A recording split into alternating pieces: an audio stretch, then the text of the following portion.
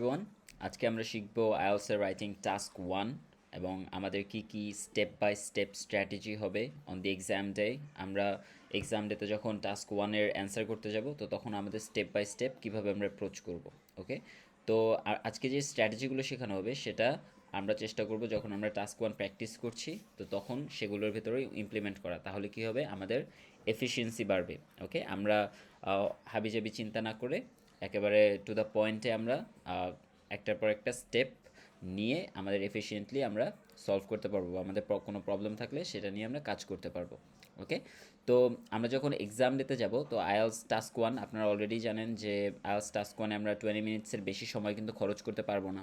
তো আমাদের 20 মিনিটস খুব সুন্দর করে খরচ করতে হবে। Will have to be very efficient with it, right?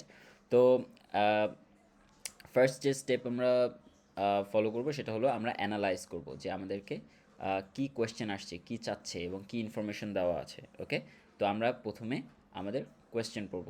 এখানে একটা এক্সাম্পল কোয়েশ্চেন দেওয়া আছে। ওকে, তো আমরা একটু দেখি যে এক্সাম্পল কোয়েশ্চেনে কি বলা আছে। ওকে, তো এখানে টাস্ক 1, ওকে, গ্রাফ রাইটিং। এখানে একটা পাই চার্টের কথা বলা আছে, যে একটা পাই চার্ট আছে, অলরেডি আমরা দেখতে পাচ্ছি একটা পাই চার্ট দেওয়া আছে। You should spend about 20 minutes on this task. Okay, তো ওখান থেকে ইনস্ট্রাকশন দিচ্ছে যে আপনার অ্যাবাউট 20 মিনিটস, 20 মিনিট আপনার এখানে খরচ করতে হবে এই টাস্কে। ওকে, এর বেশি হলে কি হবে, আমাদের টাস্ক 2টা অ্যান্সার করতে একটু ডিফিকাল্টি হবে। তো আমরা চেষ্টা করব আন্ডার 20 মিনিটস এই টাস্কটা কমপ্লিট করার। ওকে, তো the pie chart below show the average household expenditures in a country in 1950 and 2010. তো এখানে কিন্তু অনেক ইনফরমেশন পাচ্ছি। হাউসহোল্ড এক্সপেন্ডিচার বলতে বোঝায় বাসাবাড়ির খরচ, ওকে, যাবতীয় খরচ। তো এই যে নিচে পাই চার্টটা আছে সেটা কি দেখাচ্ছে, অ্যাভারেজ। অ্যাভারেজ বলতে বোঝায় গড়। গড় household expenditure in a country, একটা দেশের, ইন 1950 অ্যান্ড 2010। তো 2010 সাল এবং 1950 সালে একটা গড় একটা বাসাবাড়ির একটা খরচ দেখাচ্ছে একটা পাই চার্টের মাধ্যমে, যে কোন বিষয়ে আমরা বা কোন জিনিসে আমরা কীরকম খরচ করছি। তো সেই ব্যাপারে আমাদেরকে একটা ধারণা দিচ্ছে। তো একটা ভিজুয়ালাইজিং ডেটা দিচ্ছে এখানে। তো এই যেখানে যত ইনফরমেশন আছে সবগুলো আপনার ভিজুয়ালাইজ করতে যাতে ইজি হয়। তো আপনার বেসিক্যালি এই ইনফরমেশনটাকেই রিপোর্ট করতে হবে। রিপোর্ট করতে হবে বলতে আমরা যেমন প্রেজেন্টেশন দিই যেভাবে, তো অলমোস্ট ওইভাবেই আমাদের রিপোর্ট করতে হবে। তো এখানে বলে দিয়েছে যে summarise the information by selecting and reporting the main features and make comparisons where relevant. তো সামারাইজ বলতে বোঝায় সারাংশ। তো আপনার এই যে ইনফরমেশনগুলো আছে, যে ভিজুয়ালাইজ করা, যে আপনার মানে দেখা যাচ্ছে যে ইনফরমেশনগুলো, সেগুলোকে আপনার দেখে বুঝে আপনার মেইন যে ফিচারগুলো আছে, নোটেবল যে ফিচার, যেগুলো চোখে পড়ার মতো, কোন ডিফারেন্স আছে, কোনো পার্থক্য আছে কি না, কোনটার সাথে কোনটা ম্যাচ করতেছে, ওকে, সেগুলো। এবং আপনি যে কম্প্যারিজন আছে সেগুলোও করবেন। ওকে, যদি আপনার মনে হয় যে এখানে কম্প্যারিজনসটা করলে ভালো হবে। ওকে, তো অলরেডি আমরা জানি যে আমরা কিভাবে যদি কোনো গ্রাফ থাকে, পাই চার্ট কীভাবে থাকে, আমরা কিভাবে অ্যাপ্রোচ করব, তাও আরেকবার বলে দিই। আরেকটা জিনিস, সেটা হলো আপনাদের অবশ্যই 150-এর বেশি ওয়ার্ড লিখতে হবে। So you'll have to right at least 150 ওয়ার্ডস। ওকে, এর চাইতে আপনি 30-40 ওয়ার্ড বেশি লিখলে কোনো প্রবলেম নাই, বাট আপনি যদি 250 ওয়ার্ড বা 300 ওয়ার্ড লেখেন তাহলে একটু প্রবলেম হয়ে যাবে, কারণ বেশি ওয়ার্ড মানে এমন না যে আপনাকে নাম্বার বেশি দিবে। ওকে, তো এখানে আমরা পাই চার্টে যা দেখতে পাচ্ছি সেটা হলো লেখা আছে average household expenditure by major category. তো অনেকগুলো ক্যাটাগরি দেওয়া আছে, এই যে এখানে অনেকগুলো ক্যাটাগরি দেওয়া আছে। For example housing, food, health care, education, transportation and others, right? অনেকগুলো ক্যাটাগরি দেওয়া আছে। তো এখান থেকে আমাদের ইনফরমেশনগুলো এখান থেকে আইডেন্টিফাই করে ইনফরমেশনগুলো রিপোর্ট করতে হবে। তো সবচাইতে মেইন যে একটা নোটেবল ডিফারেন্স দেখছি সেটা হলো যে এখানে অনেক বড় একটা অংশ 1950 সালের চলে যাচ্ছে। এই কালারটার সাথে কি ম্যাচ করছে, হাউজিং। তা হাউজিংয়ে চলে যাচ্ছে, যেটা কিনা 2010 সালে যেটা আমরা দেখছি যে 2010 সালে এই হাউজিংয়ের উপরে খরচটা একটু কম হচ্ছে। ওকে, তো এটা কিন্তু অনেক বড় একটা ডিফারেন্স। একটা যেটা ডিফারেন্স দেখা যাচ্ছে সেটা হলো যে ইয়েলো কালারের যেটা আছে সেটা হলো ফুড, রাইট? তো ফুডের যেই চার্টের অংশটা আছে সেটা 1950 সালে খুবই কম ছিল, লাইক অ্যারাউন্ড 11% ছিল, যেটা কিনা 2010 সালে অনেক বেড়ে গেছে কিন্তু, রাইট? 34% আসছে। তো আমরা কিন্তু দুইটা কি ফিচার অলরেডি পেয়ে গেলাম, রাইট?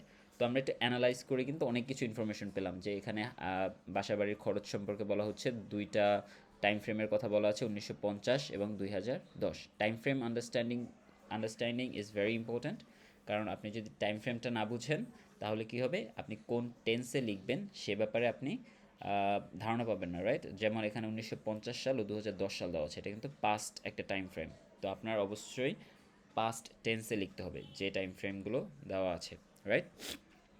তো টাইম ফ্রেমগুলো আমরা পাস্ট টেন্সে লিখব।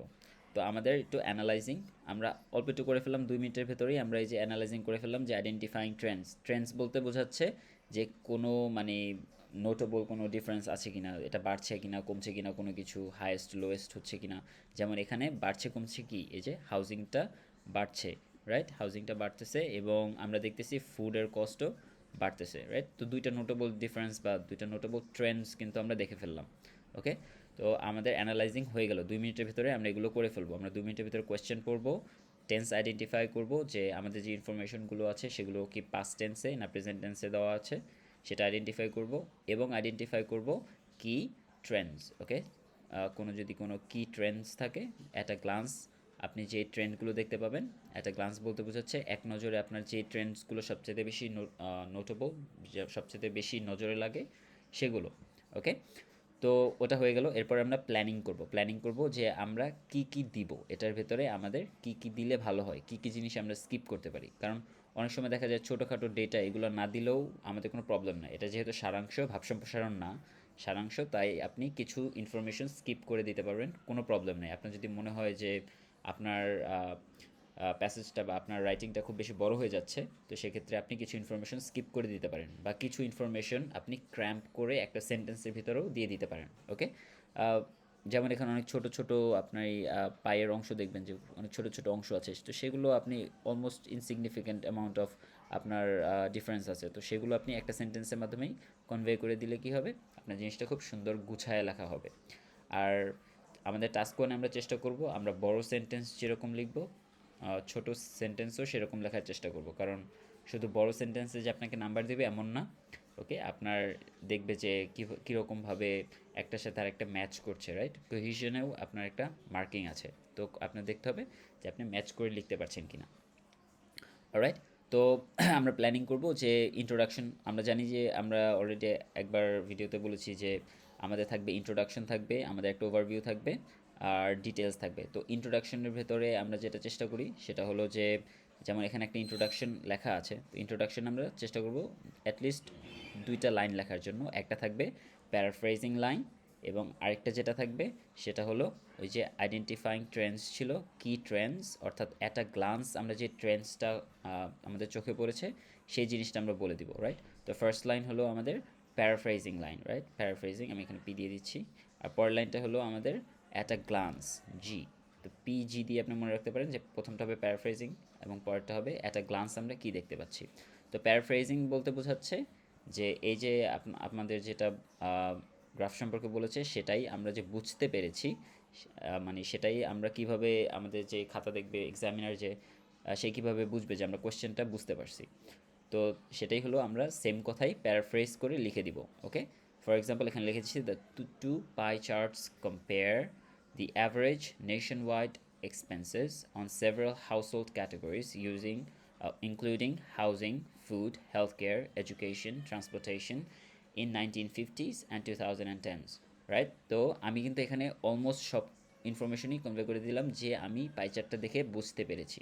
তো এখানে দেখেন একটা সিম্পল প্যারাফ্রেজিং এক্সাম্পল, কান্ট্রির জায়গায় আমরা ইউজ করেছি নেশন ওয়াইড, রাইট? তো নেশন ওয়াইড, আর এক্সপেন্ডিচার বলতে বোঝাচ্ছে যেহেতু খরচাপাতি, তো সেখানে আমরা এক্সপেন্ডিচারের জায়গায় এক্সপেন্সেস ইউজ করেছি, যে খরচ, যে নেশন ওয়াইড খরচ on several house hold categories. তো আমরা যে ক্যাটাগরিগুলোও দিয়ে দিয়েছি, ইনক্লুড করে দিয়েছি, এর মাধ্যমে বুঝতে পেরেছি, এবং আমরা চার্ট দেখে যে বুঝেছি যে আমাদের এখানে এগুলো ইনফরমেশন দেওয়া আছে, সেটা আমরা কিন্তু এক্সামিনারকে কনভে করে দিলাম যে আমরা কিন্তু কোয়েশ্চেনটা বুঝতে পেরেছি এবং আমরা এই ইনফরমেশনগুলো রিপোর্ট করব।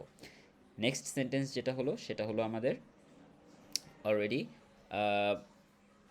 যেটা হলো আমাদের অ্যাট আ গ্লান্স, যেটা আমরা দেখতে পেরেছি, তো সেটা আমরা বলে দিব যে এখানে আর এখানে অনেক পার্থক্য দেখেছি। ঠিক আছে, তো আমাদের কিন্তু এই যে প্ল্যানিংয়ে আমরা ইন্ট্রোডাকশন, ওভারভিউ এগুলো আমরা করব, এগুলো কিভাবে করতে হবে সে সম্পর্কেও ডিটেলস ভিডিও আছে, রাইট?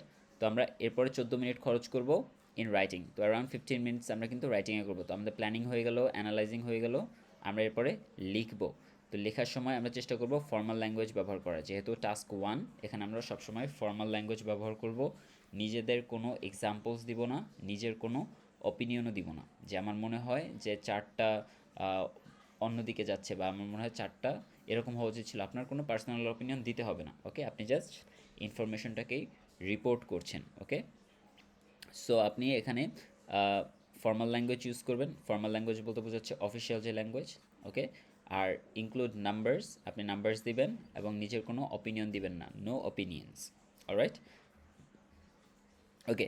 অ্যান্ড আমাদের যেই লাস্ট স্ট্র্যাটেজিটা, সেটা হলো আমরা এটা চেক করব, ওকে? আমরা একটু অল্প সময় 1-2 মিনিট সময় নিয়ে চেষ্টা করব যে আমাদের 150 ওয়ার্ড হয়েছে কিনা সেটা দেখব আগে। অ্যান্ড আমাদের গ্রামারটা ফিক্স করার চেষ্টা করব যদি কোনো এরর থাকে। আর আমাদের ডেটার সাথে ম্যাচ করছে কিনা, যে আমরা যে ডেটাটা দিয়েছি সেটা ম্যাচ করছে কিনা, এবং যে গ্রামারটা আমরা ব্যবহার করছি এস বা ইএস যুক্ত করা লাগবে কিনা, যদি প্লুরাল হয় সেটাও আমরা একটু খেয়াল করব। কোনো আমাদের স্পেলিং মিস্টেক থাকলে সেটাও আমরা চেষ্টা করব দেখার, কারণ স্পেলিং মিস্টেক কিন্তু সবচাইতে বেশি চোখে পড়ে, বিশেষ করে যারা এক্সামিনার, তারা তো তারা থাউজেন্ডস অফ পেপার্স দেখে, রাইট? তো কোনো একটা স্পেলিং মিস্টেক হলে ওটাতেই তাদের সবচেয়ে বেশি নজর যাবে, বা কোনো একটা গ্রামাটিক্যাল এরর হলে সেটাতেই সবচেয়ে বেশি নজর যাবে তাদের, ওকে? তো আমরা চেষ্টা করব গ্রামাটিক্যাল এরর না করার, আর চেষ্টা করব স্পেলিং কোনো মিস্টেক না করার, ওকে?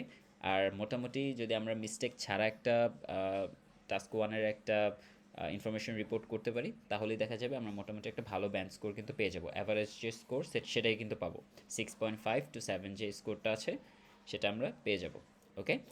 আর আরেকটা জিনিস, সেটা হলো অনেকেই আমরা এই যে কনক্লুশন দিতে চাই টাস্ক 1-এ। কনক্লুশন চাইলেই আপনি দিতে পারেন, বাট যদি আপনার মনে হয় যে বেশি বড় হয়ে যাচ্ছে, বা যেহেতু কনক্লুশনটা আপনি যে সামারাইজ করে দিচ্ছেন, তো এর মানে হচ্ছে যে আপনি যে মেইন ট্রেন্ডটা আছে সেটাকে আপনি আবার প্যারাফ্রেজ করেই কিন্তু এখানে বলে দিবেন, রাইট? তো বেসিক্যালি মেইন ট্রেন্ডসটা বা মেইন যেই প্যাসেজের যেই ভাবার্থ, সেই ভাবার্থটা আপনি আবার প্যারাফ্রেজ করছেন। তো সেক্ষেত্রে প্যারাফ্রেজ করতে কিন্তু একটু সময় লাগে, কারণ আপনি সিমিলার ওয়ার্ড খুঁজে সেটা সেটা দিয়ে সেন্টেন্স স্ট্রাকচার তৈরি করে তারপরে লিখছেন। তো আপনার কাছে যদি সময় থাকে আপনি চেষ্টা করবেন কনক্লুশন লেখার জন্য। আর যদি সময় না থাকে বা আপনি প্যারাফ্রেজ করতে পারছেন না, সেক্ষেত্রে আপনি এটা স্কিপ করতে পারবেন, কোনো প্রবলেম নাই।